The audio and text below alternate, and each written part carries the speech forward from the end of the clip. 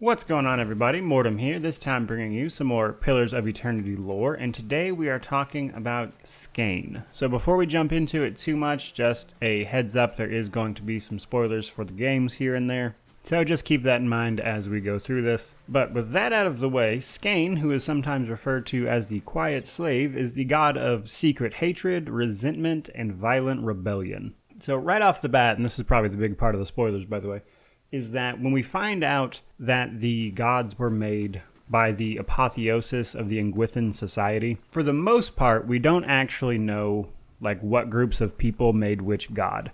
However, the exception to that is actually Skaen. When the rituals were led that made Skaen, specific people were used, and these were malcontents or people who didn't agree with the plan, criminals, that kind of thing. All of those people were used to make Skaen. Moreover, as we go through this, Skaen is the god of secret hatred. It's being nice to your superiors, if you will, but secretly hating them. That specific feeling of hatred is what he's really the god of. And because of that, he actually serves with Woedica a lot, because at one point Woedica was, of course, the lord of all the other gods. And even since that time has passed, Skaen is still often involved with Woedica. Now that said, the people who worship Skaen are often rebels of some sort, torturers, executioners, who delight in seeing powerful people fall. That's the kind of people who make up the people who worship Skaen. Something to keep in mind here, though, is that Skaen is kind of unforgiving in the people he chooses to help.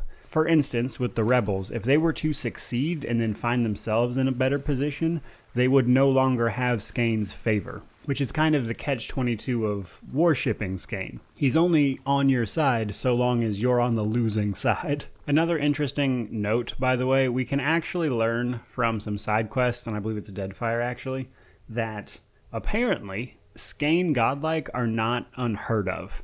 The problem is they're almost never allowed to survive into adulthood.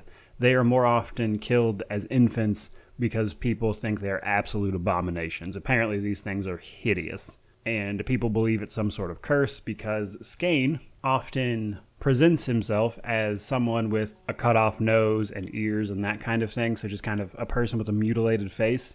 So I think it's safe to assume that the godlike probably have something similar going on, and that's why they're often killed. But that's honestly a fairly common trait along with godlike, period. But in terms of how Skaen chooses to appear, he usually takes the form of what they call the effigy. Basically, if a lot of malcontent people form what is only ever described as unspeakable rites, which seem to be rites of torture and murder and these kind of things, but taken to extremes, which we can see a little bit of in the first game, then Skaen might choose to present himself as the effigy and take up whatever cause it is of the people that summoned it and then do its terrible harm and then go away. Now that said, in the first game, as I mentioned, this is where we actually see people worshipping Skaen the most. We don't really see Skaen himself at all throughout the games, besides here and there with some voice lines. But in the first game, you can actually stumble upon a side quest where people are trying to summon an effigy,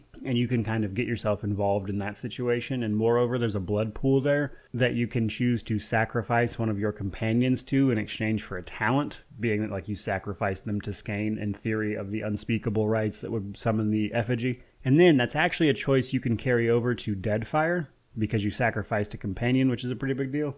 So in Pillars of Eternity 2, you can be dealing with the consequences of that decision.